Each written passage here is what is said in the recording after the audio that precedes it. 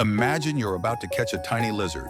It has nowhere to run, no sharp teeth, no powerful claws. Then suddenly, it shoots blood from its eyes. It sounds like something from a horror movie, but it's completely real. Meet the horned lizard. When threatened by predators like coyotes or foxes, it can rupture tiny blood vessels around its eyes and spray a stream of blood several feet away.